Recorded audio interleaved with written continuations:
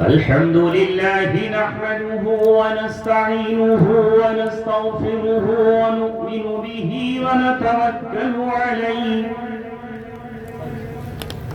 ونعوذ بالله من شرور أنفسنا ومن سيئات أعمالنا من يهده الله فلا مضل له ومن يضلله فلا هادي له ونشهد أن لا إله إلا الله وحده لا شريك له ونشهد أن سيدنا محمدا عبده ورسوله وصلى الله عليه وعلى آله وصحبه وسلم تسليما كثيرا كثيرا أما بعد قال الله تبارك وتعالى في كتابه الكريم ورفعنا لك ذكرك فإن مع العسر يسرا إن مع العسر يسرا فإذا فرغت فانصب وإلى ربك فارغب قال رسول الله صلى الله عليه وسلم المؤمن للمؤمن كالبنيان يشد بعضه بعضا وقال رسول الله صلى الله عليه وسلم المسلم أخو المسلم لا يظلمه ولا يسلمه أو كما قال رسول الله صلى الله عليه وسلم صدق الله العلي العظيم وصدق رسوله النبي الكريم سب سے پہلے مشیت کے انوار سے نقش روح محمد بنایا گیا سب سے پہلے مشیت کے انوار سے نقش روح محمد بنایا گیا پھر اسی نقش سے مانگ کر روشنی بزم کونوں مکاں کو سجایا گیا سبحان اللہ سبحان اللہ وہ محمد بھی احمد بھی محمود بھی وہ محمد بھی احمد بھی محمود بھی علم و حکمت میں جو مبشر بھی شاہد بھی مشہود بھی علم و حکمت میں جو غیر محدود بھی ظاہراً امیوں میں اٹھایا گیا سبحان اللہ سبحان اللہ جس کی رحمت ہے بے حد و بے انتہا جس کی شفقت تخیل سے بھی ماوا جو بھی عالم جہاں میں بنایا گیا اس کی رحمت سے اس کو سجایا گیا سبحان اللہ سبحان اللہ حشر کا غم ہو قاسم مجھے کس لیے حشر کا غم ہو قاسم مجھے کس لیے میرا آقا ہے وہ میرا مولا ہے وہ جس کے دامن میں جنت بسائی گئی جس کے ہاتھوں سے کوثر لٹایا سبحان اللہ سبحان کی محمد سے وفا تو نے تو ہم تیرے ہیں اللہ کی محمد سے وفا تو نے تو ہم تیرے ہیں یہ جہاں چیز ہے کیا لوح و قلم تیرے ہیں وہ دانائے سبل ختم الرسل مولائے کل جس نے غبار راہ کو بخشا فروغ وادی سینہ وہ دانائے سبل ختم الرسل مولائے کل جس نے غبار راہ کو بخشا فروغ وادی سینہ نگاہ عشق و مستی میں وہی اول وہی آخر وہی قرآن وہی فرقان وہی یاسین وہی طٰہٰ سبحان اللہ تکبیر نعرہ تکبیر ماشاءاللہ ماشاءاللہ نماز عصر سے لے کر مغرب تک ننھے منھے معصوم بچوں کی زبانی اس گاؤں کی فضا یہاں کی ہوا یہاں کے در و دیوار ماں اور بہنوں کے کان ہمارے دل و دماغ رسول اکرم کی تعریف اور نعت سے منور ہوتے رہے اور ہم محظوظ ہوتے رہے اور ہماری ہی زندگی میں ہمارے گوہر نور نظر لفظ جگر قلب کا سکون اور دل کی ہماری دھڑکنیں اسی طرح جس طرح 1450 برس پہلے حسان بن ثابت نبی پاک صلی اللہ علیہ وسلم کی تعریف کیا کرتے تھے، جس طرح عبداللہ بن رواحہ اپنے جملوں سے اور اپنی خطابت سے مردہ دلوں کو زندہ کر دیا کرتے تھے، جس طرح ابو موسیٰ اشعری قرآن کی تلاوت سے انسانوں کو حیات نو بخش دیا کرتے تھے، اور جس طرح ابی بن کعب اس طرح قرآن کی تلاوت کرتے تھے کہ اللہ کا پیغام ان کے پاس آتا تھا کہ تم قرآن کی تلاوت کرو، خالق دو جہاں بھی اس تلاوت کو سنے۔ سبحان اللہ، سبحان اللہ۔ میں آیا آپ کے اس علاقے میں، یقیناً بنگال اپنی بہت ساری روایتوں کے لیے، تاریخ کے لیے مشہور ہے۔ میرے سامنے تمہاری تاریخ بھی ہے، اور جب بھی اس ملک کا یوم آزادی آتا ہے، 15 اگست آتا ہے، اور ہم ہندوستان میں یہ بتانا چاہتے ہیں کہ ہندوستان کس نے بنایا۔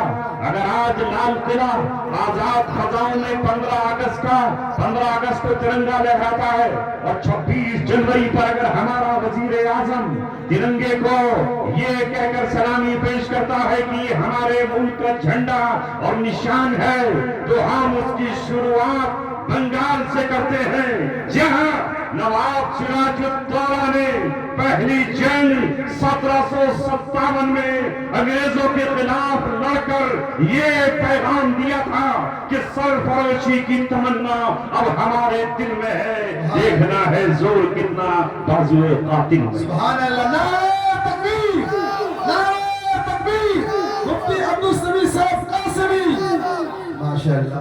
دنیا کے 1857 سے ہندوستان کی تاریخ کو شروع کرتی ہے، تو میں ان سے یہ کہتا ہوں، ہندوستان کے قریب پوچھوں میں نے کہا ہے شہر رامپور ہو یا میرٹھ کی سرزمین ہو، میں نے ان سے کہا ہے میرٹھ والوں، تمہارے قافلے تو بہادر شاہ ظفر کی قیادت میں 1857 میں نکلے ہیں، لیکن وہ سرزمین، وہ جیانوں کی زمین، وہ غازیوں کی زمین، وہ مرد مجاہدوں کی زمین جہاں سے نواب سراج الدولہ اٹھے، وہ بنگال کی سرزمین ہے۔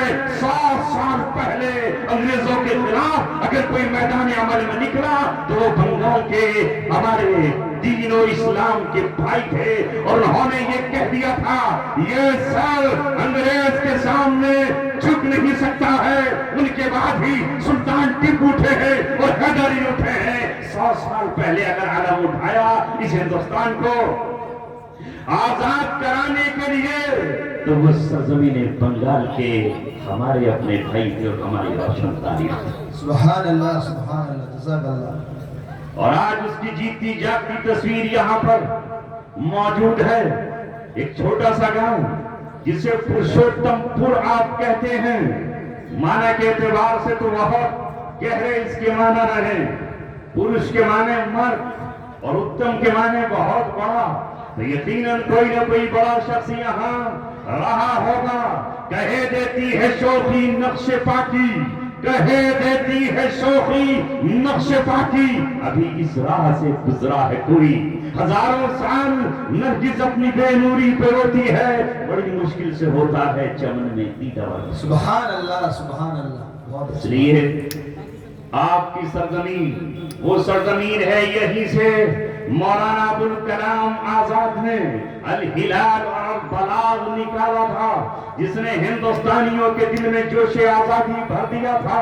اگر آج آزاد ہندوستان آزادی کی فضاؤں میں سانس لے رہا ہے تو اس میں ابوالکلام آزاد کی تحریروں کا، ان کی تقریروں کا، ان کی قربانیوں کا، جیل کی سلاخوں میں گزاری ہوئی ان کی زندگیوں کا پورا کا پورا نچوڑ موجود ہے۔ اس لیے اس زمین پر کوئی بیٹھے تو ظاہر ہے کہ وہ انقلابی تقریر کیوں نہ کرے، مگر آج میرا موضوع تاریخ نہیں ہے، ہسٹری نہیں ہے، ہندوستان کی تاریخ نہیں ہے، بنگال کی تاریخ نہیں ہے، میں تو آج اپنے نبی محمد صلی اللہ علیہ وسلم کی سیرت کے کچھ ورق آپ کے سامنے پلٹنے آیا ہوں اور انہی کی طرف آپ کو بلانا ہے۔ سبحان اللہ، سبحان اللہ۔ جو مجھ سے پہلے مقرر صاحب نے فرمایا انہی کی بات کو آگے بڑھا رہا ہوں، جو شاعر صاحب نے بھی منظوم کلام کیا اسی سے آگے اپنی گفتگو کو شروع کر رہا ہوں، انہی کی محفل سنوارتا ہوں۔ چراغ میرا ہے رات ان کی، انہی کی محفل سنوارتا ہوں، چراغ میرا ہے رات ان کی، انہی کے مطلب کی کہہ رہا ہوں، زبان میری ہے بات ان کی۔ سبحان اللہ سبحان اللہ۔ اے لوگوں، یہاں بسنے والوں، میں تقریر سن رہا تھا، نوجوان فاضل مقرر جو کٹک کی سرزمین سے یہاں تشریف لائے تھے، انہوں نے آپ کے سامنے ایک پچھلی قوم کا تذکرہ کیا جس کو وہ بار بار بنی اسرائیل کہہ رہے تھے، اور وہ بنی اسرائیل کون ہیں؟ یعقوب علیہ السلام کی اولادیں ہیں، اور انہی کے نام پر آج ایک ملک اسرائیل بسا ہوا ہے جس کا ذکر ابھی نعت میں آیا، نغموں میں آیا، آپ کے پوسٹر پر آیا۔ میں تو آپ کو یہ بتانے آیا ہوں کہ اللہ تبارک و تعالیٰ کے یہاں نسب نہیں دیکھے جاتے، خاندان نہیں دیکھے جاتے، کنبہ نہیں دیکھا جاتا، قبیلے نہیں دیکھی جاتی، آبا و اجداد کے نام کے پتھر نہیں دیکھے جاتے، بلکہ اللہ تبارک و تعالیٰ کے یہاں عمل دیکھا جاتا ہے، جس سے علامہ اقبال نے کہا عمل سے زندگی بنتی ہے جنت بھی جہنم بھی، یہ خاکی اپنی فطرت میں نہ نوری ہے نہ ناری۔ بے شک سبحان اللہ سبحان اللہ۔ وہ قوم ذلت کا شکار کیوں ہوئی؟ وہ قوم اللہ تبارک و تعالیٰ کے غضب کا شکار کیوں ہوئی؟ وہ قوم اللہ تبارک و تعالیٰ کے پیڑوں کی زد میں کیوں آئی؟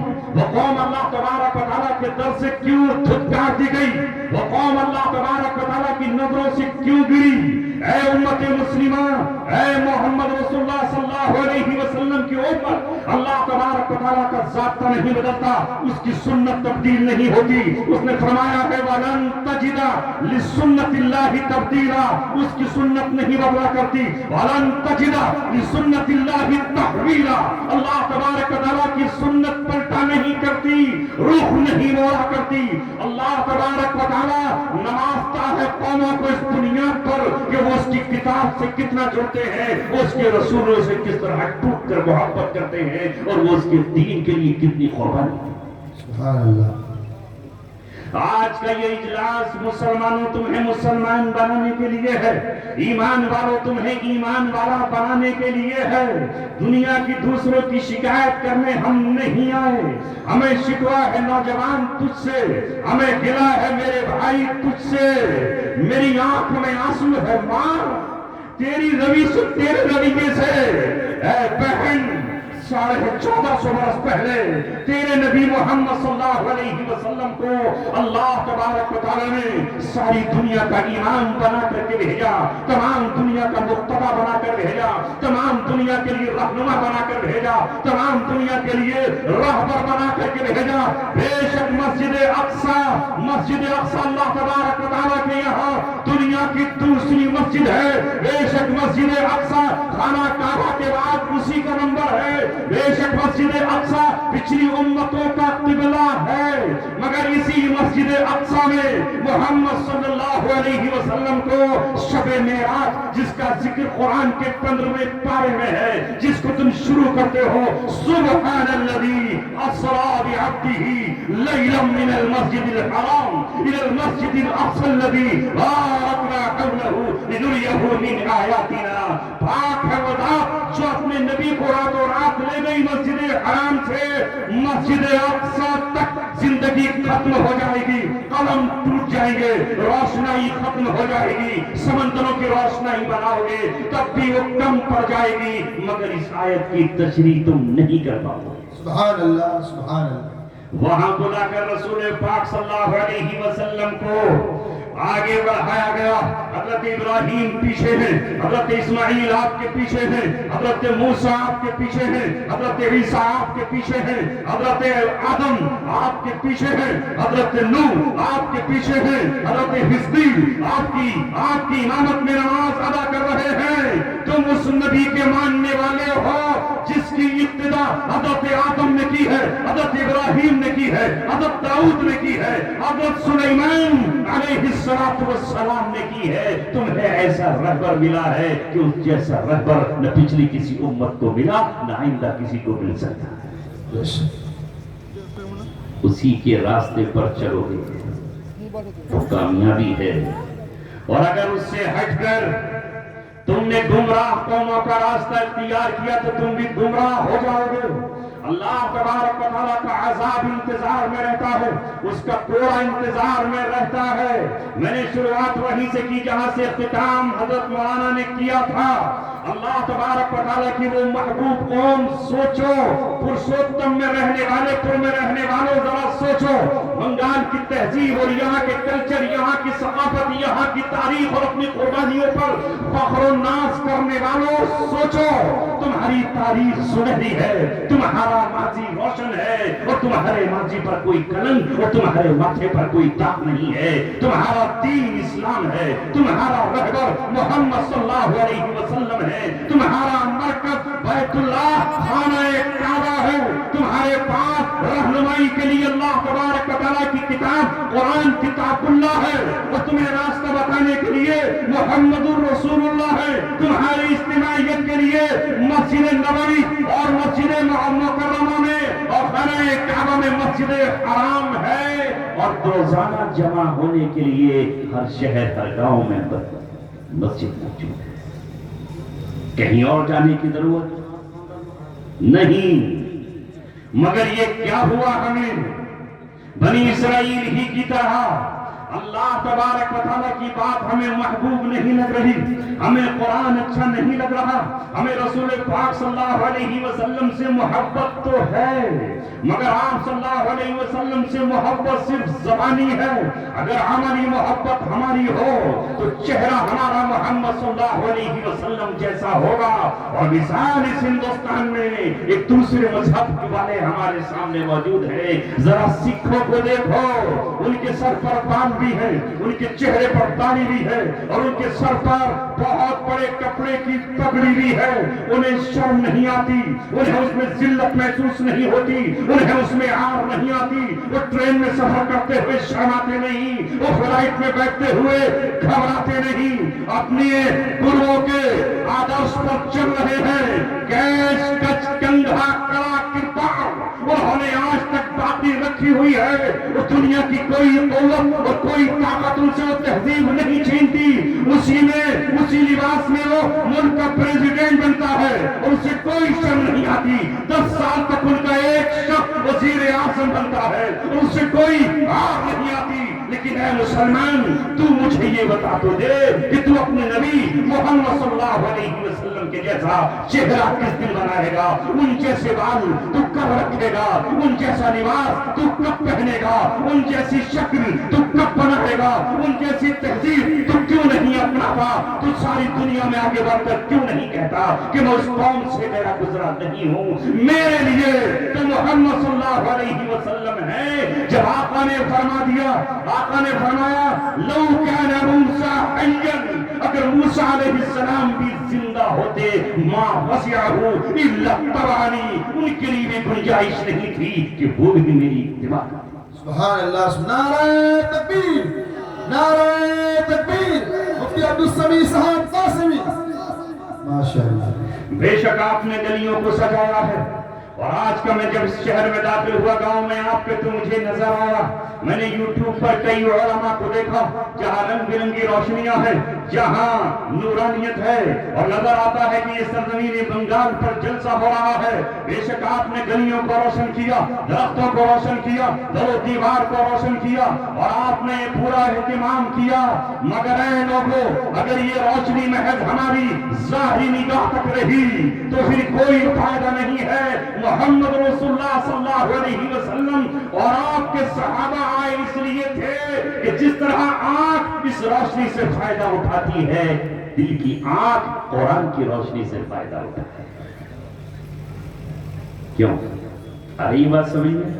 جی نہیں آ رہی؟ اردو میری سمجھ میں آ رہی؟ سب تو نہیں لگ رہی؟ بہت سادہ کر کے آپ سے بول رہا ہوں تاکہ آپ کی سمجھ میں آ جائے۔ میں درد دل آپ سے کہنے کے لیے آیا ہوں، جس طرح پچھلے نبی اپنی قوم کو دعوت دیتے رہے، نوح علیہ السلام نے اپنی قوم کو پکارا، ان کے دروازوں پر گئے، ان کی چوکھٹوں پر گئے، ان کی گلی اور کوچوں میں گئے، ان کے بازاروں میں گئے، ان کے کھیت اور کھلیانوں میں گئے، اجتماعیت کے ساتھ ان کو پکارا، اے اللہ ہم تیرا شکر ادا کرتے ہیں کہ اپنے نبی محمد صلی اللہ علیہ وسلم کے صدقے میں، ان کی جوتیوں کے توفیل میں، ان کی دعاؤں کے صدقے میں تو نے نبوت کا ختم نبوت کا تاج تو ان کو پہنا دیا۔ ان کے بعد کوئی نبی نہیں، ان کے بعد کوئی رسول نہیں، ان کے بعد کوئی کتاب نہیں، ان کے بعد کوئی شریعت نہیں، ان کے بعد کوئی حلال کرنے والا نہیں۔ قیامت تک جو حلال ہونا تھا ہو گیا، اور ان کے بعد کوئی حرام کا قرار دینے والا نہیں۔ جو میرے نبی نے کہہ دیا وہ حلال ہے، اور جسے حرام قرار دے دیا وہ حرام ہے۔ مگر اے آقا تجھ پر ہم قربان ہو جائیں، ہماری زبانیں تیری درود پڑھتے ہوئے کھل جائیں، ہمارے ہونٹ تیری گنبد خضرا کی جالیوں کو چومتے ہوئے مٹ جائیں۔ اے اللہ کے رسول ہمارا خون آپ کے لیے، ہمارا دل آپ کے لیے، ہمارے بچے آپ کے لیے، آپ کے صدقے میں ہمیں آج وہ نعمت ملی ہے جو کبھی حضرت نوح علیہ السلام کو دعوت کی نعمت ملی تھی، جو انہوں نے اپنے قوم کو جا کر سمجھایا تھا، اور اپنی قوم سے سمجھاتے جب تھک گئے تھے تو اللہ تبارک و تعالیٰ سے کہا تھا رب انی دعوت قومی لیلا ونہارا، اے میرے رب میں نے اپنی قوم کو دن کو بھی پکارا اور رات کو بھی پکارا۔ آج یہ علماء حق ہیں۔ میں جب علماء کی بات کرتا ہوں تو دو قسم کے علماء ہیں، علماء حق اور علماء سو۔ دونوں طرح کی نا کائنات میں چیزیں، اچھی بھی اور برے بھی۔ تو جو علماء حق ہیں، اللہ کے رسول نے فرمایا علماء امتی کا انبیاء بنی اسرائیل، میری امت کے علماء حق بنی اسرائیل کے انبیاء کی مانند ہیں۔ جس طرح ان نبیوں نے اپنی قوم کو پکارا اور انہیں دعوت دیتے رہے، جب بے حیائی پھیلی عمورہ اور صدوم کی بستیوں میں تو لوط علیہ السلام وہاں گئے اور اپنی قوم کو دعوت دیتے رہے اور عذاب الہی سے ڈراتے رہے۔ جب قوم نے شہر مدین میں ناپ تول میں کمی کی، ڈاکہ زنی شروع کی، لوگوں کو لوٹنا شروع کیا اور لوگوں کو حق دینا روکنا شروع کیا، تو اللہ تعالیٰ نے حضرت شعیب علیہ السلام کے سر پہ تاج باندھا نبوت کا، اور انہوں نے اپنی قوم کو سمجھایا یا قومی اوفوا الکیل والمیزان بالقسط ولا تبخسوا الناس اشیاءهم، اے میری قوم پورا تولو، پورا ناپو، لوگوں کے مال میں کمی اور بیشی مت کرو، اور لوگوں کو ڈرانے کے لیے ڈاکہ زنی مت کرو۔ حضرت موسیٰ علیہ السلام کی قوم بنی اسرائیل جب ظلم اور ستم کا شکار ہے تو پھر اللہ تبارک و تعالیٰ نے موسیٰ علیہ السلام کو بیدار کیا، ان کو پیدا کیا، اپنے حفاظت میں رکھا، اور فرعون اور قارون اور حامان کو دعوت دینے کے لیے موسیٰ علیہ السلام کو بھیجا۔ آپ سوچتے ہوں گے کہ ان علماء کو کیا سوچتی ہے، یہ جلسہ کیوں کراتے ہیں، یہ دہلی سے اس شخص کو کیوں بلا کر لائے ہیں؟ نہیں، ان کے دلوں میں وہ آگ دھڑک رہی ہے، ان کے دلوں میں شعلہ جوالا امنڈ رہا ہے۔ میری قوم کدھر جا رہی ہے، میرا نوجوان کہاں جا رہا ہے، میری بہنیں کدھر جا رہی ہیں، میری بیٹیاں کدھر جا رہی ہیں، یہ امت زوال کی طرف جا رہی ہے۔ ہم آپ کو اس لیے سمجھانے آئے ہیں کہ جس طرح حضرت عیسیٰ علیہ السلام بنی اسرائیل کو سمجھانے آئے تھے، اے بھٹکی ہوئی بھیڑوں بنی اسرائیل کی میں تمہیں سمجھانے آؤں، احکام تو موسیٰ علیہ السلام لے کر آئے تھے، میں پوری بات تم سے نہیں کرتا، پوری بات تو وہ کرے گا جو میرے بعد فارقلیت آنے والا ہے۔ وہ کون؟ سرور دو عالم صلی اللہ علیہ وسلم۔ سبحان اللہ۔ لہذا یہاں بیٹھا ہوا ہر نوجوان یہ سمجھ لے، جس طرح وہ یہ اعلان کرتا ہے کہ میں محمد رسول اللہ کا غلام، جس طرح وہ اپنی نعت اور شعر و شاعری سے یہ کہتا ہے کہ مجھے گنبد خضرا سے محبت ہے، مدینے کی مٹی سے محبت ہے، مکہ کے ذرے ذرے اور وہاں کے پہاڑوں سے محبت ہے، مسجد اقصی کی میناروں اور وہاں کی محراب سے محبت ہے، تو میں آج تجھے یہ دعوت دینے آیا ہوں، اس محبت کا اظہار تیرے زبان سے بھی ہو، تیرے آنسوؤں سے ہو، تیری دعاؤں سے ہو، تیرے عمل سے ہو۔ ایک مسلمان بہن جب اپنے گھر سے باہر نکلے تو اس طرح نہ نکلے جس طرح آج ہماری بیٹیاں نکل رہی ہیں۔ میں اجتماعات کے موقع پر بھی جاتا ہوں، یہاں بھی اتر پردیش میں بھی، لیکن میں یہ دیکھتا ہوں کہ 1400 سال ہونے جا رہے ہیں، اجتماعیت ہے، جلسہ ہے، مگر اے بہن میں تجھ سے سوال کر رہا ہوں، اے ماں میں تجھ سے پوچھتا ہوں، اے میری بیٹی میں تجھ سے پوچھتا ہوں، یہ تجھ سے پردہ کس نے چھین لیا؟ یہ پردہ تجھ سے کس نے چھینا؟ 1450 برس پہلے بے حیا قوم کو حیا سکھانے کے لیے، بے غیرتی کو غیرت کی چادر دینے کے لیے، عورت کی قدردانی بتانے کے لیے، عورت کو دنیا کا قیمتی جوہر اور ہیرا ثابت کرنے کے لیے محمد صلی اللہ علیہ وسلم اللہ تبارک و تعالیٰ سے مانگ کر، دعائیں مانگ کر اللہ تبارک و تعالیٰ سے ہدایت لائے۔ ذکر ہوا بھی غار ہیرا کا، یہ غار ہیرا کیا ہے؟ یہ میرا نبی وہاں نبوت کے 40 سال سے پہلے وہاں جا کر عبادت میں مصروف ہے، وہاں دعا میں مصروف ہے، وہاں مناجات میں مصروف ہے، کبھی سجدے میں ہے، کبھی رکوع میں ہے، کبھی پیشانی زمین پر ہے، کبھی ہاتھ اٹھے ہوئے ہیں، کبھی آنسو رخسار پر ہے، اور اللہ تبارک و تعالیٰ سے کہہ رہا ہے، اے مولا مجھے راہ حق نصیب فرمائیے، اے میرے رب مجھے راہ حق دکھائیے تاکہ میں اپنی ظالم قوم کا ہاتھ پکڑوں اور اسے مظلوم کا ساتھی بنا دوں، تاکہ میں بے غیرتی کی چادر کو غیرت کی چادر بنا کر کے اپنی بچیوں کو اس پر لٹکوں۔ سبحان اللہ، سبحان اللہ۔ میرے نبی مصروف ہے دعا میں، رب سے لو لگی ہوئی ہے۔ اللہ تبارک و تعالیٰ نے کہا محبوب تو ہی تو ہے اب جو پوری دنیا میں میرے مشن کو پورا کرنے والا ہے، تو ہی تو ہے جو راہ ہدایت دینے والا ہے۔ تو ہے کون میں بتاؤں گا تجھے، اور اللہ کے رسول تم اس وقت بھی نبی تھے جب آدم مٹی اور پانی کے درمیان تھے۔ میرے نبی نے کہا وَكُنْتُ نَبِيًّا وَآدَمُ بَيْنَ الْمَاءِ وَالطِّينِ، میں اس وقت بھی نبی تھا جب آدم کا خمیر اور مٹی غارہ تیار ہو رہا تھا۔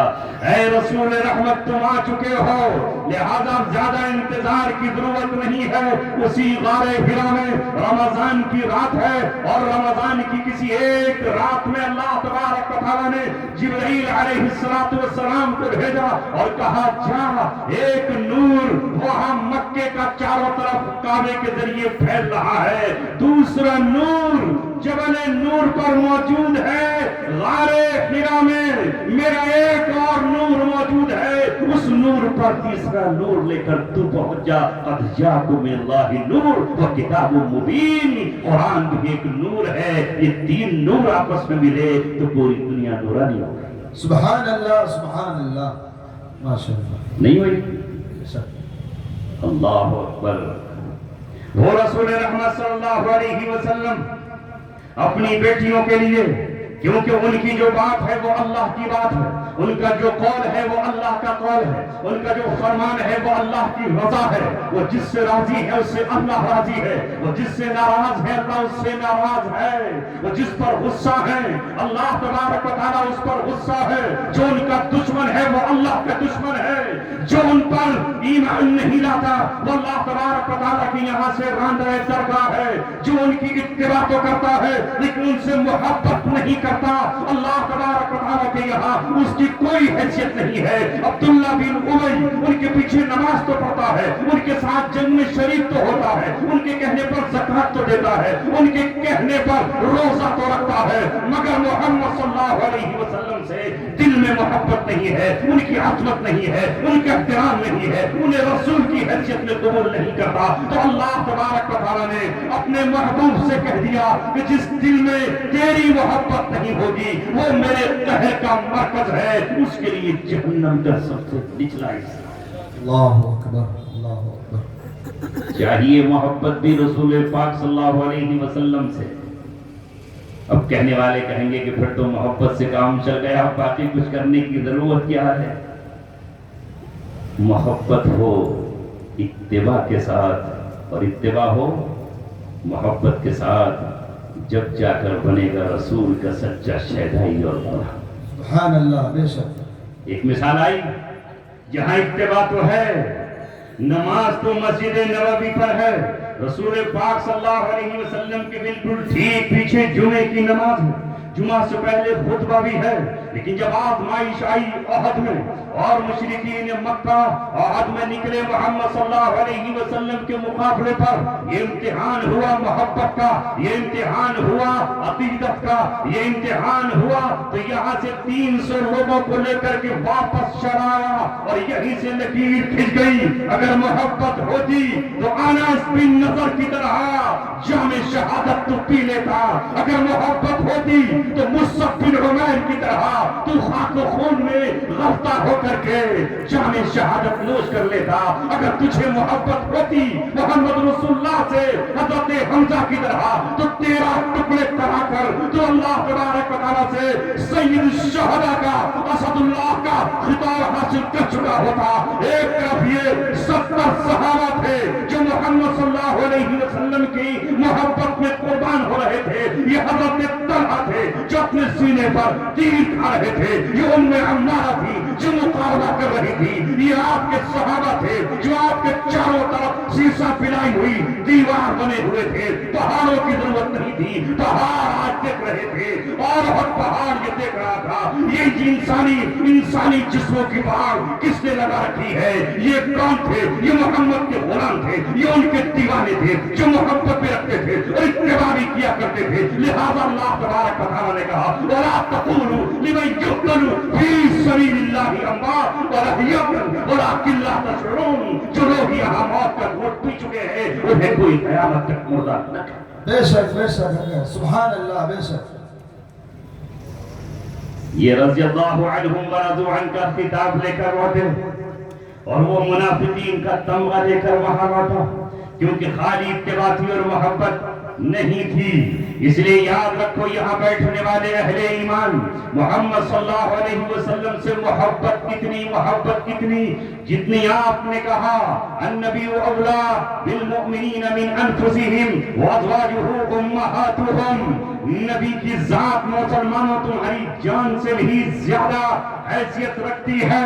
محبت اتنی ہو جو نبی پاک صلی اللہ علیہ وسلم نے کہی لا یؤمن احدکم حتی اکون احب الیہ من والدہ وولدہ والناس اجمعین۔ تم میں کوئی بھی مومن نہیں ہے اگر دعویٰ کرتا ہے تو جھوٹا ہے، اگر وہ وعدہ کرتا ہے تو کھوکھلا ہے، اگر دکھاوا کرتا ہے تو ریاکار ہے، شہرت کا چاہنے والا ہے۔ لا یؤمن احدکم حتی اکون احب الیہ من والدہ وولدہ والناس اجمعین، جب تک میں اسے اس کے باپ سے زیادہ محبوب نہ ہو جاؤں، اس کی ماں سے زیادہ محبوب نہ ہو جاؤں، اس کے بیٹوں سے زیادہ محبوب نہ ہو جاؤں، اس کی بہنوں سے زیادہ محبوب نہ ہو جاؤں، یہاں تک کہ کل کائنات سے زیادہ محبوب وہ مجھے نہ سمجھتا ہو، سو تک وہ مومن نہیں۔ سبحان اللہ، بے شک۔ ایسی محبت اور اتباع بھی ضروری ہے۔ دوسری مثال سن لیجئے، وہ ہے خالی محبت ابو طالب کی ہے۔ ابو طالب کی محبت ہی محبت ہے، اتباع نہیں ہے۔ محبت تو اتنی کہ جب تک زندہ رہے بھتیجے کا ساتھ نبھاتے رہے۔ جس دن باپ عبد المطلب نے ابو طالب کے ہاتھ میں ہاتھ دیا اور کہا اس بھتیجے کی آنکھ میں آنسو نہیں آئے، پوری قوم سے یہ بوڑھا مقابلہ کرتا رہا، پوری قوم کے مقابلے میں سیسا پلائی ہوئی دیوار اور بنیاد مرصوص بنا رہا۔ یہ چچا ابو طالب ہے جس نے اپنے بچوں کو بھوک سے تڑپتے ہوئے دیکھا مگر محمد رسول اللہ کی آنکھ میں کبھی آنسو نہیں دیکھا۔ اگر بچپن کے عالم میں یہ کہہ دیا کہ چچا جان ملک شام ہم بھی آپ کے ساتھ چلیں گے تو ہزاروں خطرات کے باوجود چچا ان کو ساتھ لے کر گئے، اور جب تمام کفار مکہ نے مل کر یہ کہا ابو طالب بہت ہوا، تمہارا بھتیجا اب اپنی زبان کو دراز کر رہا ہے، الٹیمیٹم دینے کے لیے آئے ہیں، دھمکانے کے لیے آئے ہیں، لہذا اگر باز نہیں آیا تو پھر تلواریں کھنچ جائیں گی، قتل عام ہوگا اور ہم تمہارے بھتیجے کو نہیں چھوڑیں گے۔ ابتداءً تو بات کی، لیکن جب محمد صلی اللہ علیہ وسلم نے کہا کہ چچا کیا حوصلہ ٹوٹ گیا، کیا ہمت ہار گئے، کہ بوڑھی ہڈیوں نے جواب دے دیا کہ بنو ہاشم کا خون سخت پڑ گیا، تو ابو طالب نے کہا بھتیجے یہ بات نہیں ہے، جب تک جان میں جان ہے، سانس میں سانس ہے، سانسوں کا سلسلہ باقی ہے، دل کی دھڑکن باقی ہے، میں تیرے ساتھ ایک پہاڑ کی طرح کھڑا ہوں۔ وہ زمین کس کی تھی؟ جب پوری قوم نے بائی کاٹ کر کے یہ کہا تھا کوئی انہیں جھونپڑی نہیں دے گا، کوئی انہیں مکان نہیں دے گا، کوئی رہنے کو پناہ نہیں دے گا، کوئی ان سے تجارت نہیں کرے گا، کوئی ان کو قریب نہیں جائے گا، تو ابو طالب نے کہا تھا اے بھتیجے گھاٹی میں میری جگہ موجود ہے، آ وہیں چل کے تیرے ساتھ رہیں گے، کیا مجال کہ ہم تجھے دشمنوں کے حوالے کر دیں، حوصلے ٹوٹ جائیں، ہمت جواب دے جائیں، یہ نہیں ہو سکتا ہے۔ محبت کا یہ عالم، مگر اتنی محبت کرنے والا چچا کلمہ نہیں پڑھ پایا، ایمان نہیں لے آیا، اور ایمان کے ساتھ ساتھ اس نے آپ پر جو نمازیں فرض ہوئی تھی ان نمازوں کو ادا نہیں کیا۔ جب موت آئی تو بن کلمے کے چلا گیا۔ کام آئی خالی محبت نہیں آئی۔ رسول پاک صلی اللہ علیہ وسلم نے معراج میں اپنے چچا کو آگ کی جوتیاں پہنے ہوئے دیکھا، جس کی وجہ سے کھوپڑی اور دماغ ہانڈی کی طرح کھور پڑا۔ لہذا آج یہ دو باتیں یاد رکھو، زیادہ باتیں تو آپ یاد نہیں کر پاؤ، یہ تو آپ کہو گے کہ تقریر بہت اچھی، ایک سے بڑھ کر ایک شاعری بڑی نرالی، ایک سے بڑھ کر ایک شعر، جھوم جائیں ہم، مچل جائے دل، اور بس واہ واہ کرتے رہیں۔ لیکن یاد رکھو اگر آپ مسلمان ہو، مومن ہو، محمد رسول اللہ سے محبت کا دعویٰ ہے تو محبت کے ساتھ ساتھ اتباع، اور اتباع کے ساتھ محبت۔ اب محبت کے تقاضے میں آپ آئیے، جو نبی سے محبت کرے گا وہ آپ کی ہر سنت کو زندہ کرے گا، بے شک بے شک، وہ آپ پہ نازل ہونے والی کتاب قرآن سے محبت کرے گا، آپ نے جن سے محبت کرنے کا حکم دیا ہے ان سے محبت کرے گا۔ یہ کیسے ہو سکتا ہے کہ وہ ان کا دیوانہ اور ان کا غلام ہو، اور اس کے سامنے کوئی سائل آ جائے اور اس سے کچھ بھیک مانگ رہا ہو تو یہ اسے نہ دے؟ تمہارے نبی کے پاس اگر کسی نے آ کر کے کھانے کا سوال کر دیا، اٹھایا اور کھانا اس کو دے دیا، خود بھوکے رہ گئے۔ یہاں تک کہ کسی نے آ کر اگر سواری کا سوال کر دیا تو اونٹ اپنی سواری کا اسے دے دیا اور خود پیدل چلنے لگے۔ ان کا طریقہ زندگی ذرا دیکھو تو صحیح۔ یہی سورت جس کی میں بھی ذکر کر رہا تھا، سورہ بنی اسرائیل، جس میں معراج کا ذکر ہے، صفحے کے چند صفوں کے بعد اللہ تبارک و تعالی نے ذکر کیا محمد رسول اللہ صلی اللہ علیہ وسلم کا، اور اللہ تبارک و تعالی آیت اتاری، آیت کیوں اتری؟ وَلَا تَجْعَلْ يَدَكَ مَغْلُولَةً إِلَىٰ عُنُقِكَ وَلَا تَبْسُطْهَا كُلَّ الْبَسْطِ فَتَقْعُدَ مَلُومًا مَحْسُورًا۔ سبحان اللہ۔ یہ آیت اتری، کیا ہے شان نزول؟ سننا چاہیں گے اتم پروش والوں؟ انشاءاللہ سن رہے ہیں سب۔ کیوں صاحب؟ ارے بھئی آواز نہیں؟ جی ہاں، سننا چاہیں گے اپنے نبی پر یہ آیت کب اتری؟ تفسیر میں پڑھ لینا، حضرت مولانا سے سن لینا۔ ایک مرتبہ ایک بچہ آپ کے پاس آیا اور آ کر آپ سے کہا میری امی آپ سے آپ کا کرتا منگا رہی ہے، آپ سے سوال کر رہی ہے، محمد عربی آپ اپنا کرتا دے دیجئے۔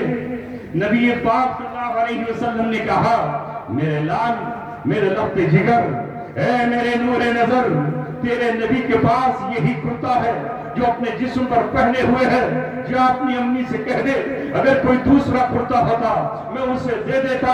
اس نے اپنی امی سے جا کر کہا، سرکار دو عالم نے کہا ہے ان کے پاس بس وہی ایک کرتا، وہی ایک جبہ ہے جو پہنے ہوئے ہیں۔ آہ، یہ ماں بھی کیسی سیدھی تھی، دیہات کی رہنے والی تھی۔ اس نے اپنے بیٹے سے کہلا بھیجا، اے ساری دنیا کو نوازنے والے، اے ساری دنیا کو دینے والے، رحم و کرم کی بارش کرنے والے، جود و سخا کے امام، بخشش و فیاضی کے رہبر، تجھ پر ساری صحابتیں کی تانیں ٹوٹ جاتی ہے، میں تجھ سے تیرا وہی کرتا چاہتی ہوں۔ بیٹے نے آ کر کہا، ہم بھی کہہ رہی ہیں ہمیں وہی کرتا آپ عطا کر دیجئے۔ اسی وقت رسول اللہ نے اپنے تن پر جو کرتا تھا اتار کر اس بچے کو دے دیا، اور خود ایک چادر میں بیٹھے ہوئے تھے کہ جبریل علیہ السلام آئے اور آ کر نبی پاک صلی اللہ علیہ وسلم سے کہا، نہ تو اپنے ہاتھ کو اپنے گریبان سے باندھ کر کے رکھیے اور نہ ہی آپ اپنا ہاتھ کو کھول دیجئے کہ آپ پھر حسرت کے ساتھ بیٹھے۔ یہ ہیں آپ کے نبی محمد صلی اللہ علیہ وسلم۔ اب ذرا اپنی زندگیوں میں ٹٹولو اور ذرا دیکھو تو صحیح، کیا ہمارا طرز عمل یہ ہے؟ ہماری نظروں کے سامنے لوگ فقیرانہ زندگی گزار رہے ہیں، بھیک کی زندگی گزار رہے ہیں۔ ہمارے اس بنگال سے لے کر کے ہمارے ہندوستان کے آخری شہر تک نہ جانے کتنی بیٹیاں ہیں جو پنی بین کر کچرے کے ڈھیر پر جا کر کوڑا کرکٹ خرید کر اپنی کمر پر بوجھ لاد کر اپنے بچوں کو اور اپنے گھر والوں کی روزی روٹی پوری کر رہی ہیں۔ ایک طرف ہمارے یہاں شاہی محل تیار ہو رہے ہیں، کانچ کے محل اور شیشوں کے محل تیار ہو رہے ہیں۔ ایک طرف ہمارا عالم یہ ہے کہ ہمارے دسترخوانوں پر کتے بسکٹ کھا رہے ہیں اور دودھ پنیاں پی رہی ہیں، اور انسانیت کے ان لوگوں کے پاس رہنے کو مکان نہیں ہے، جھوپڑیاں نہیں ہے، جھوپڑیاں سرکار کی زمین پر بنی ہوئی ہیں۔ حکومت کو ہم یہ تو کہہ دیں گے کہ حکومت نے بلڈوزر چلا دیا اور اپنی زمین کو خالی کر دیا۔ خدا کی قسم مسلمانوں، تمہارے پاس جائیداد بھی ہے، زمین بھی ہے، باغات بھی ہے۔ کاش تم محمد رسول اللہ کے سچے غلام ہوتے اور ان غریبوں کے لیے تم دروازے کھول دیتے، اپنی زکات دے کر ان کو یہ کہتے، اگر حکومت وہاں سے بے دخل کرتی ہے تو آؤ ہم صحابہ کے سچے وارث اور غلام ہیں، جو مکہ سے چل کر جب مدینہ پہنچے تھے تو مدینہ کے انصار نے اپنے گھر میں رسی ڈال کر یہ کہا تھا، آدھا گھر تمہارا ہے آدھا میرا ہے۔ اپنے کھیت میں پہنچ کر کہا تھا، آدھا باغ تیرا ہے آدھا باغ میرا ہے۔ اپنی دکان پہ جا کر کہا تھا، آدھا حصہ تیرا ہے آدھا حصہ میرا ہے۔ جس کی 2 منزلہ چھت تھی اس نے کہا تھا، نیچے کی چھت تیری ہے وہ میری ہے، اور اوپر کی چھت اوپر تیرے لیے ہے۔ یہ ہے محمد صلی اللہ علیہ وسلم کا بنایا ہوا بھائی چارہ، جسے انصار المہاجرین کا نام۔ نعرہ تکبیر، نعرہ تکبیر، مفتی عبدالسمیع صاحب قاسمی زندہ باد۔ ماشاءاللہ۔ یہ موجود ہے تمہارے نبی کی سیرت میں، دنیا میں کسی نے ایسا نہیں کیا۔ روٹی اور روزی کی فکر آپ نے کی۔ اسے سلمان فارسی کو لے جاؤ، یہ تمہارا بھائی ہے، اس کو لے جاؤ، اس کو بلال کو، یہ تمہارا بھائی ہے، یہ عمر ابن خطاب تمہارا کا بھائی ہے۔ آپ نے جا کر کے اس کو عربی زبان میں مواخات کہا جاتا ہے، اسے بھائی چارہ کہا جاتا ہے۔ تم نے بھائی چارہ کس کا نام رکھا ہے؟ دعویٰ ہے عشق رسول کا، دعویٰ ہے غلامان مصطفیٰ ہونے کا، دعویٰ ہے نبی پاک صلی اللہ علیہ وسلم سے محبت کا، لیکن عمل کیا ہے؟ بتاؤ عمل کیا ہے؟ عمل وہی ہے، یوں تو سید بھی ہو، مرزا بھی ہو، افغان بھی ہو، تم سبھی کچھ ہو، بتاؤ کہ مسلمان بھی ہو۔ نہ جانے کتنے ورق رنگ دیے گئے، نہ جانے کتنی روشنائی خرچ کر دی گئی، نہ جانے کتنی تحریر لکھ دی گئی، صرف اسی بنیاد پر یہ ثابت کرنے کے لیے سامنے والا جس کی پیشانی پر نماز کا نشان سجدوں کا نشان ہے، جسے قرآن کہتا ہے سیماہم فی وجوہہم من اثر السجود، صحابہ کی پیشانیوں کے نشان کو قرآن ذکر کر رہا ہے، جس کی انگلیاں کانوں میں ہے اور 5 وقت اشہد ان لا الہ الا اللہ واشہد ان محمد رسول اللہ کا شہادت دے رہا ہے مسجد کی میناروں سے، جو عیدگاہوں میں نکل کر کے نماز پڑھتا ہے اور جو قربانی کے دنوں میں قربانیاں کرتا ہے، جو عمرہ کرتا ہے رسول اللہ کی رضا کے لیے اور اپنی جنت میں سفارش اور شہادت کے لیے، مگر ہمارا پورا قلم کا زور، زبان کا زور، خطبوں کا زور، یہ پوری قوم جمعے کے دن مسجد میں جاتی ہے، میرا نوجوان مسجد جاتا ہے، میرا بچہ مسجد جاتا ہے، ہر بچہ حافظ نہیں ہے، ہر بچہ قاری نہیں ہے، ہر بچہ مدرسے میں پڑھنے والا نہیں ہے، لیکن مسجد کی محراب سے اسے کیا درس دیا جاتا ہے؟ اسے یہ درس دیا جاتا ہے مولانا اشرف علی یہ تھے، مولانا رشید احمد گنگوہی یہ تھے، مولانا قاسم نانوتوی یہ تھے، مولانا شاہ اسماعیل شہید یہ تھے، فلاں تھے فلاں تھے۔ ارے میرے اس نوجوان کو یہ مت بتا اگر غلطی ہوئی ہے رشید احمد گنگوہی سے، تلک امۃ قد خلت لها ما کسبت ولکم ما کسبتم ولا تسألون عما كانوا يعملون، اس کی ذمہ داری ان کے کاندھوں پر ہے، اگر کچھ چوک ہوئی ہے کسی سے ان کی ذمہ داری ان کے کاندھوں پر ہے۔ اس وقت میرے بچے کو بتا، اس وقت میرے بچے کو بتا کہ تیرے ہاتھ میں شراب کی پڑیاں کیوں آ گئی، تیرے ہاتھ میں نشہ کیوں آ گیا، تیرے ہاتھ میں گانجا کیوں آ گیا، تیرے ہاتھ میں تاش کے پتے کیوں آ گئے، تیرے ہاتھ میں خنجر کیوں آ گیا، اور تو اپنے بھائیوں کو قتل کرنے کیوں نکل پڑا؟ کیوں نہیں اسے بتایا جاتا کہ تیرے نبی کا پیغام یہ تھا کہ کوئی بیوہ تیرے دروازے پر آ جائے تو تجھے اس بیوہ کا سوال کرنا ہے۔ تیرا نبی بیواؤں کے لیے روتا تھا، غریبوں کے لیے تڑپتا تھا، وہ عید کے دن جب نکلا تم نے اپنے بزرگوں سے سنا ہے دوہراؤں تاکہ مجھے بھی یاد رہے تمہیں بھی یاد رہے۔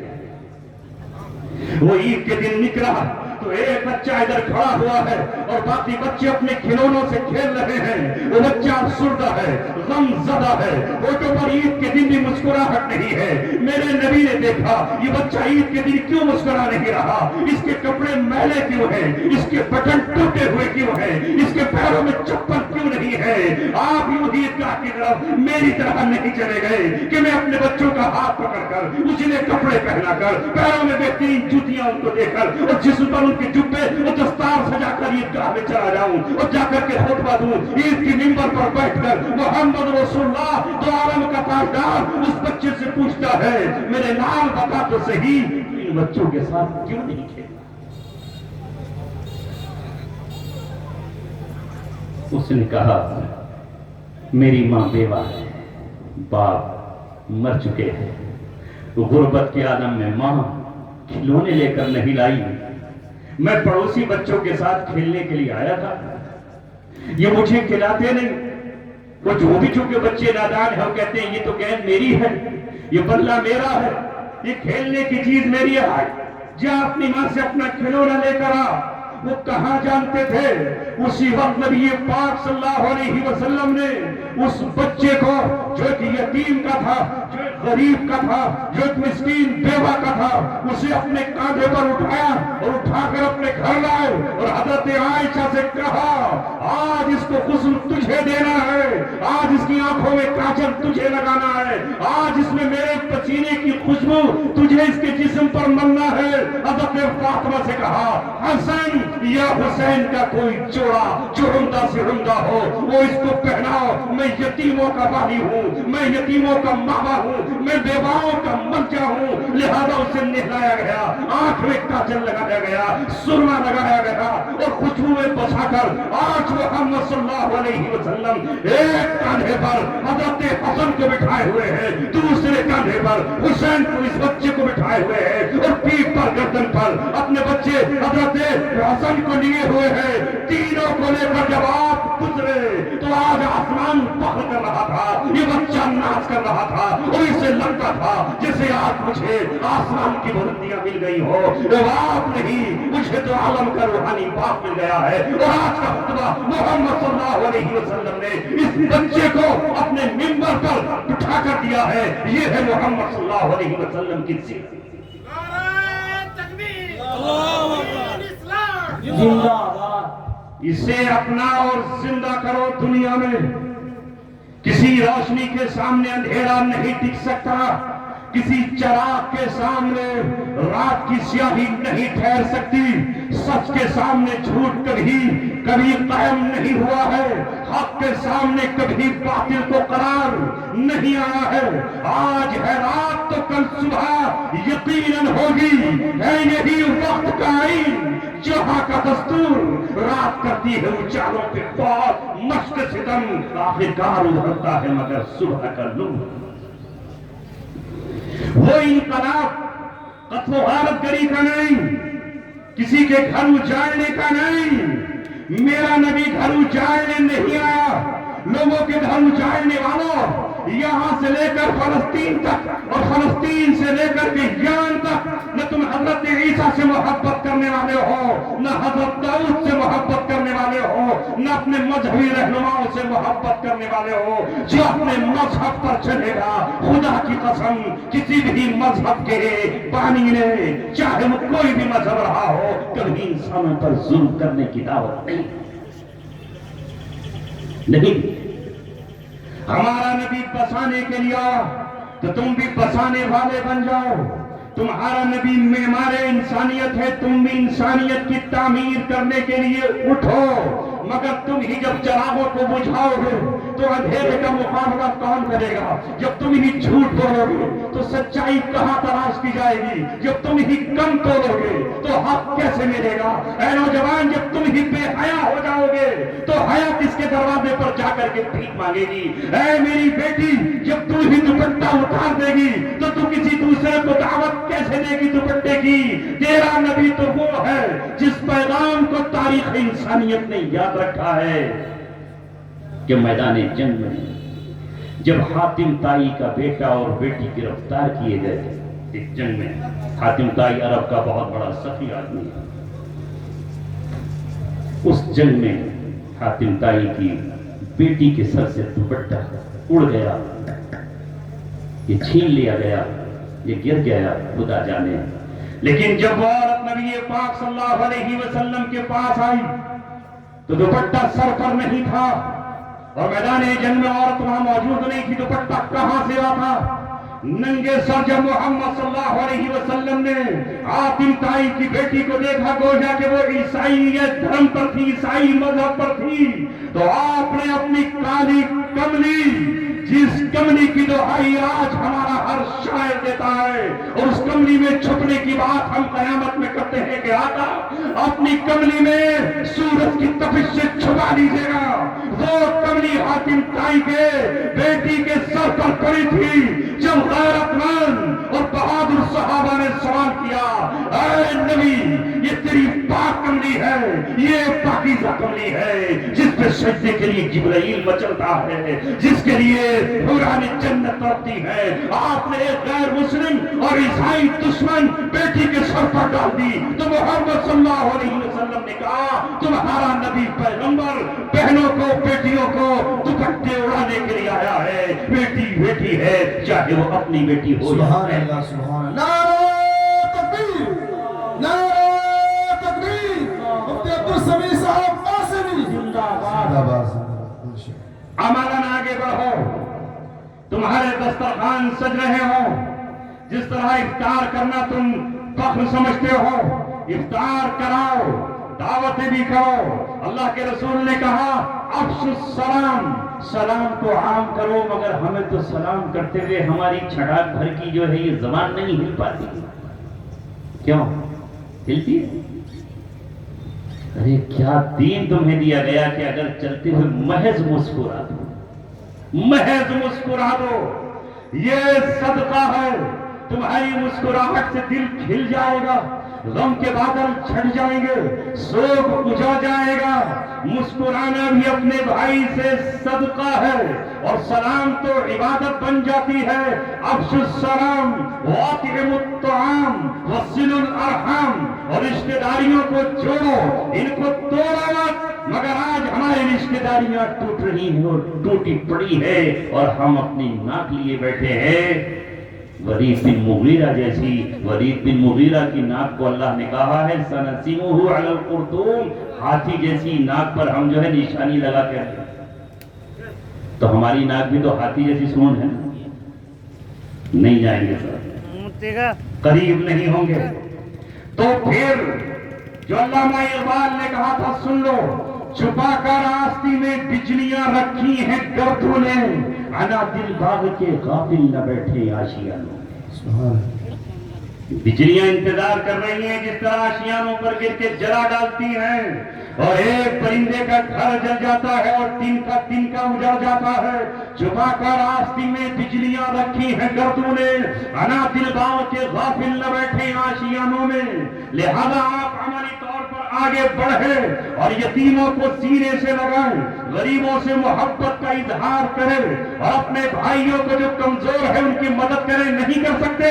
کیوں نہیں کر سکتے آپ اپنے بھائی کی مدد؟ اگر اللہ نے آپ کو نوازا ہے اور آپ کو زکات دی ہے اور آپ کو خیرات کرنے کا جذبہ دیا ہے، دوسرا بھائی کرائے کی گاڑی چلاتا ہے، کرائے کا رکشہ چلاتا ہے، کرائے کی دکان پر بیٹھا ہوا ہے، تو تم اپنی زکات سے سگے بھائی کی مدد کر سکتے ہو، تم سگی بہن کی مدد کر سکتے ہو. تمہارے پاس آج کچھ نہیں رہا. شاعر صاحب ابھی تابش صاحب فرما رہے تھے، ابھی کہہ رہے تھے کہ نبی پاک صلی اللہ علیہ وسلم نے علم کا پیغام دیا ہے. اے میرے دوستو، سارے کے سارے عالم نہیں ہو سکتے. جو عالم ہیں وہ ہماری روحانیت کے امام، ہماری مسجدوں کا جھومر، ہماری منبروں کی زینت، ہمارے محراب پر رسول اللہ کے نائب اور جانشی. مگر ہمیں دنیا کی قوموں سے مقابلہ کرنے کے لیے، خدمت آگے بڑھنے کے لیے اور اپنے بچوں کی خدمت کے لیے ڈاکٹر بھی چاہیے، حکیم بھی چاہیے، طبیب بھی چاہیے، انجینئر چاہیے، ہمیں پائلٹ چاہیے. اگر دنیا ترقی کر رہی ہے، تیرے نبی کو اللہ تبارک و تعالیٰ نے وہ ترقی کرائی کہ اللہ تبارک و تعالیٰ چاہتا تو شب معراج کی ضرورت نہ تھی، مسجد اقصی پر ہی وحی آ جاتی. مگر اللہ تبارک و تعالیٰ آسمان کے ستاروں سے اوپر، سورج اور چاند سے اوپر، پہلے آسمان سے اوپر، یہاں تک کہ سدرۃ المنتہا سے اوپر اللہ تبارک و تعالیٰ لے کر گیا تاکہ تم یہ جان سکو کہ ترقی کہتے کس کو. ترقی اونچائی کو تو کہتے ہیں، نہیں کر سکتے.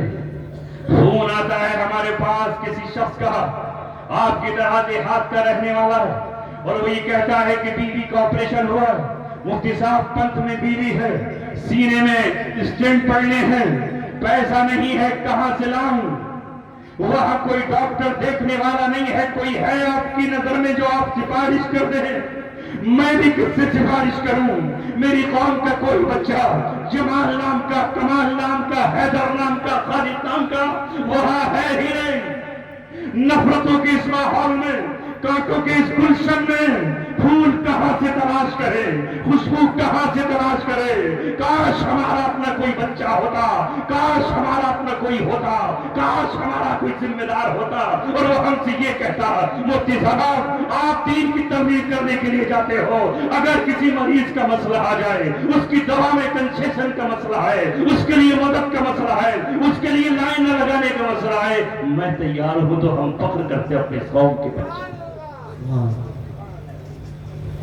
اے لوگوں، بات لمبی ہو جائے گی، میں آنسوؤں کے ساتھ اپنا درد بھی آپ کے سامنے.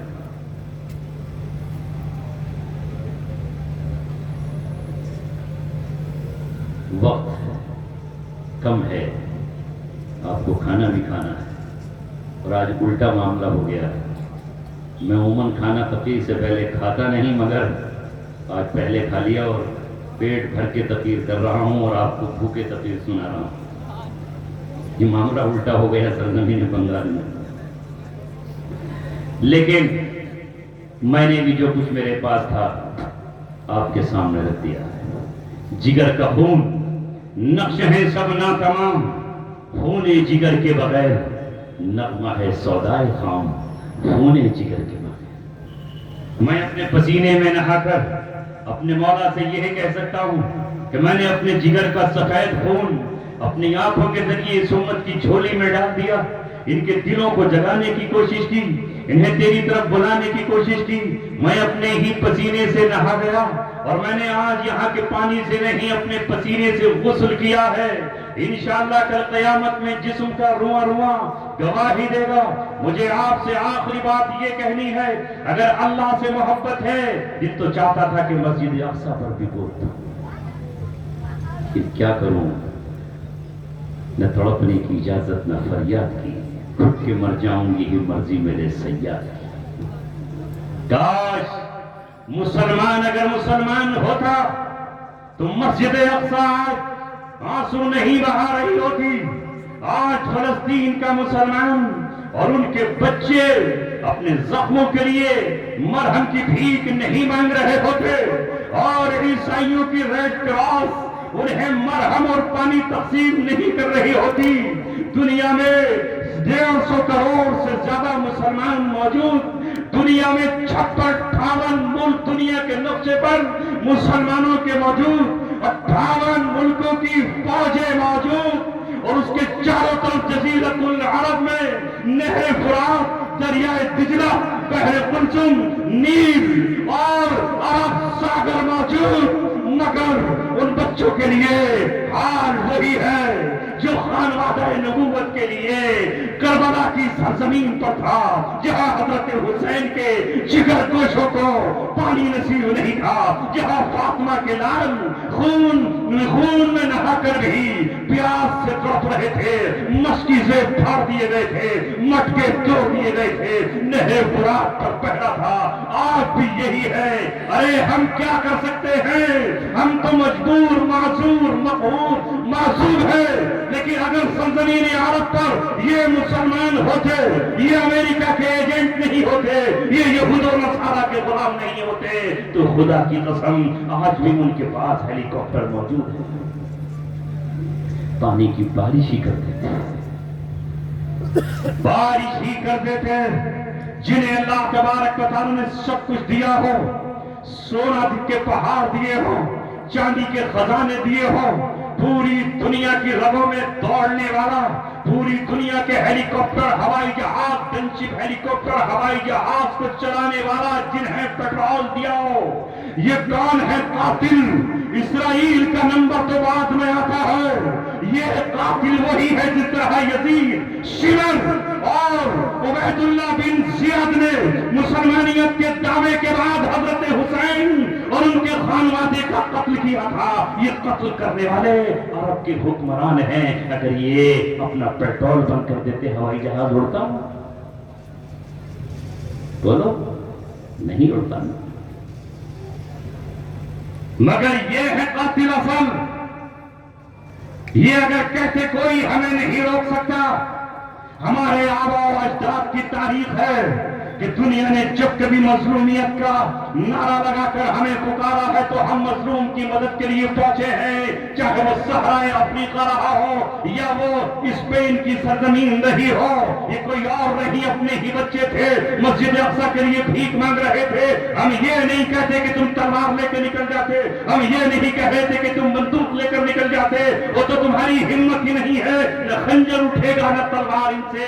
یہ بازو میرے آزمائے ہوئے ہیں. مگر اگر عیسائیوں کی ریڈ کراس وہاں پانی دے سکتی ہے، وہاں زخمیوں کے لیے مرہم دے سکتی ہے، تو تم آگے بڑھ کر یہ کہتے ہم دو عالم کے تاجدار کے غلام ہیں، ہم حضرت عمر کی اولادیں ہیں، ہم صدیق اکبر کی اولادیں ہیں، ہم خالد بن ولید کا خون ہے، ہم حضرت سمیہ کے بیٹے ہیں، ہم پانی پلا کر رہیں گے اپنے بچوں کو، اور ہم ان یتیموں کو سینے سے لگا کر رہیں گے.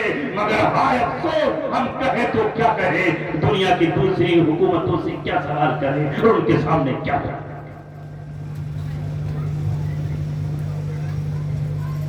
آزاد ہو جاتی لیکن کوئی بات نہیں، اللہ تبارک و تعالیٰ کو ان کی بھی کوئی پرواہ نہیں. تم صرف اتنا کر سکتے ہو کہ تم تو اسرائیل کے پانی سے اس کے پروڈکٹ سے اپنے کو بچا سکتے ہو.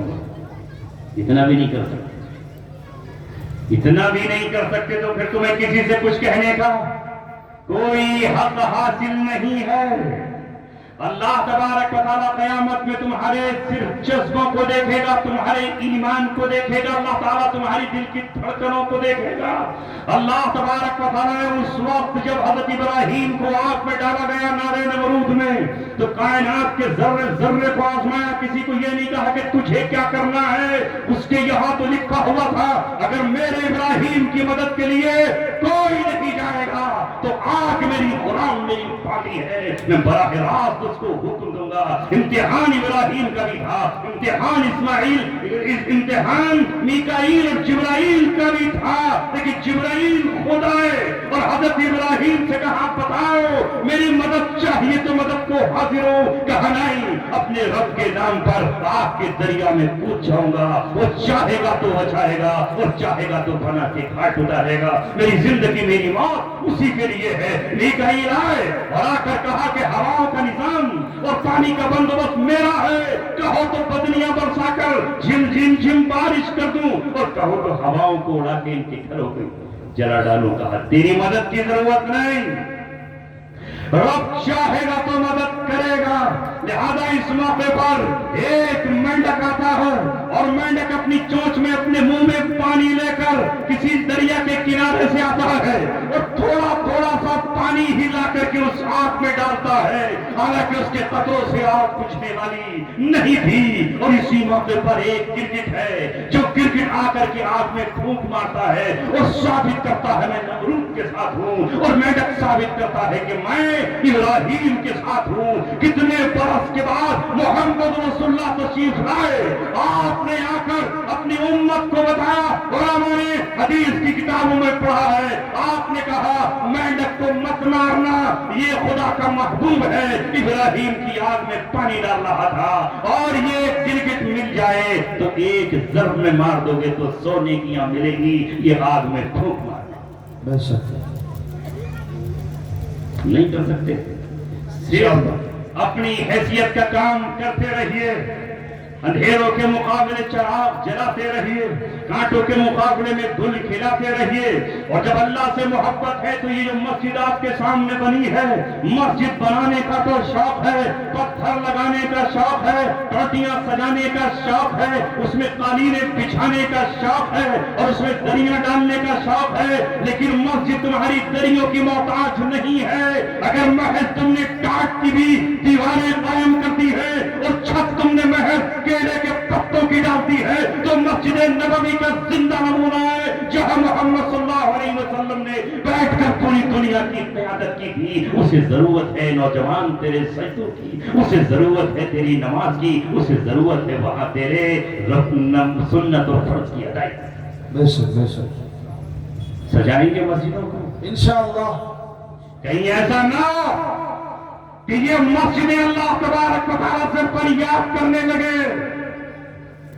جب قرآن کے پڑھنے والے قیامت کے قریب نہیں رہیں گے تو قرآن اٹھا لیا جائے گا اور آسمانوں پر جہاں محفوظ ہے محفوظ رہے گا۔ جب مسلمان اپنے سینہ قرآن کی حفاظت کے لیے پیش نہیں کریں گے تو قرآن لوح محفوظ میں چلا جائے گا۔ جب خانہ کعبہ کی حفاظت اہل ایمان نہیں کر پائیں گے تو خانہ کعبہ اٹھ کر کے اللہ تبارک و تعالیٰ کے بیت معمور میں جا کر کے ضم ہو جائے گا، اس سے پہلے کہ کوئی مسجد ویران ہو اور وہ اللہ تبارک و تعالیٰ سے کہے اے میرے مولا اس بستی میں تیرے نبی کے ماننے والے، تیرا قرآن پڑھنے والے، تجھ سے محبت کرنے والے موجود تھے، مگر یہ ناچ گانے کی محفل میں تھے، ڈی جے پر ناچنے والے تھے، عورت کی پائل پر تھرکنے والے تھے، موبائل پر ننگی فلمیں اور گندی ویڈیوز دیکھنے والے تھے۔ میرا مؤذن پکارتا رہا، یہ مجھ تک نہیں آئے، اے مولا مجھے اٹھا لے، اور کہیں ایسا نہ ہو کہ اللہ تبارک و تعالیٰ اس مسجد کو اٹھا کر کے تمہارے گھروں کو بھی منہدم کر دے۔ اللہ اکبر۔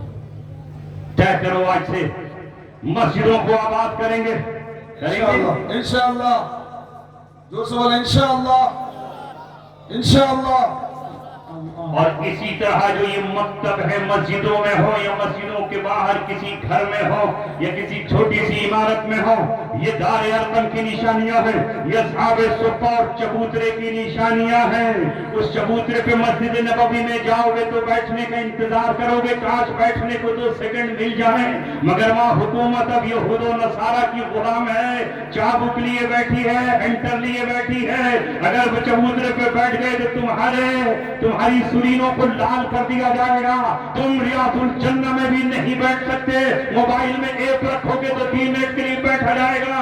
اور ظالموں، ومن اظلم ممن منع مساجد اللہ ان یذکر فیہا، جو بھی اللہ کے گھروں سے روکے گا اس سے بڑا ظالم کوئی نہیں ہے۔ میرا نبی کہہ کر چلا گیا ہے، جو دیوانہ اس میں بیٹھنا چاہے وہ بیٹھے، تم کون ہو روکنے والے، تم کون ہو پابندیاں عائد کرنے والے؟ لہذا مسجد نبی میں جو چبوترا ہے وہ حدیث پڑھنے والے صحابہ کی یادگار ہے، ابو ہریرہ کی یادگار ہے، عبداللہ بن مسعود کی یادگار ہے، عبداللہ بن عمر کی یادگار ہے۔ تمہارے گاؤں میں قائم مکتب، میرے گاؤں میں چلنے والا چھوٹا سا مدرسہ، میری گلی اور محلے میں چلنے والا یہ مدرسہ خدا کی قسم صحابہ کی یادگار ہے، صحابہ کی یادگار ہے، جہاں قرآن پڑھا جاتا ہے، جہاں قرآن پڑھایا جاتا ہے، جہاں انسان کو انسان بنایا جاتا ہے، جہاں مسلمان کو بے حیائی سے روکا جاتا ہے، جہاں رشوت لینے اور دینے سے روکا جاتا ہے۔ روئے زمین پر سب سے بہترین قوم اگر کہیں تیار ہوتی ہے تو کسی مقام پر۔ بے شک نعرہ تکبیر، نعرہ تکبیر، علماء کرام، اہل مدارس، ماشاءاللہ۔ ان مکتبوں میں بھی اپنے بچوں کو بھیجو۔ میں یہ نہیں کہہ رہا، نہ کہوں گا، اس لیے کہ جس کی نظر نبی کی سیرت پر ہو کبھی یہ نہیں کہہ سکتا کہ تم انگریزی مت پڑھاؤ، چونکہ اس وقت انگریزی حکمرانوں کی زبان ہے، اور دنیا کے جو حکمران ہیں وہ انگریز ہیں، اور وہ آج عربی تہذیب پر غالب آ چکے ہیں۔ یہ بد نصیبی ہے۔ ہمارے اپنے ملک میں بھی یہاں کی زبان علاقوں کی الگ الگ ہے، کہیں کی ہندی، کہیں کی بنگلہ، کہیں کی اڑیا، کہیں کی کنڑ، کہیں کی کچھ، کہیں تیلگو، لیکن اصل جو غالب ہے وہ انگریزی ہے۔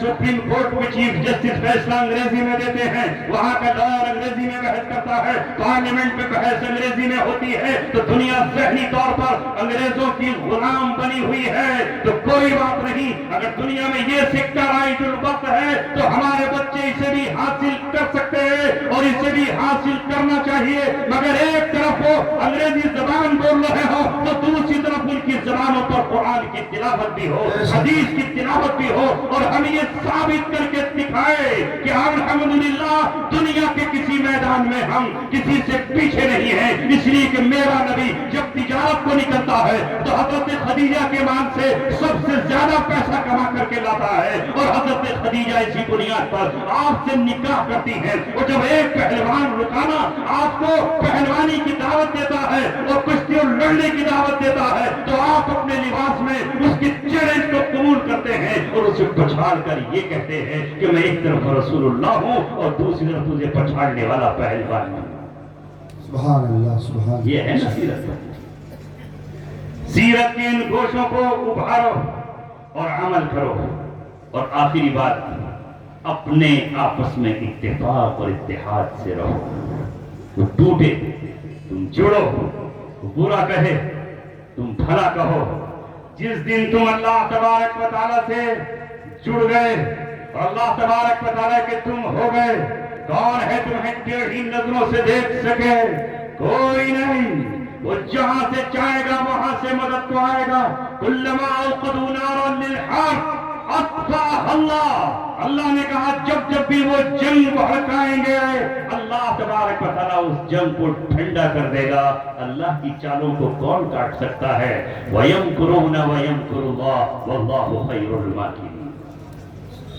بس میرے ساتھی اور عزیزوں، انہی الفاظ کے ساتھ جو میں نے کہا اس پہ عمل کریں گے، کر لیں گے انشاءاللہ۔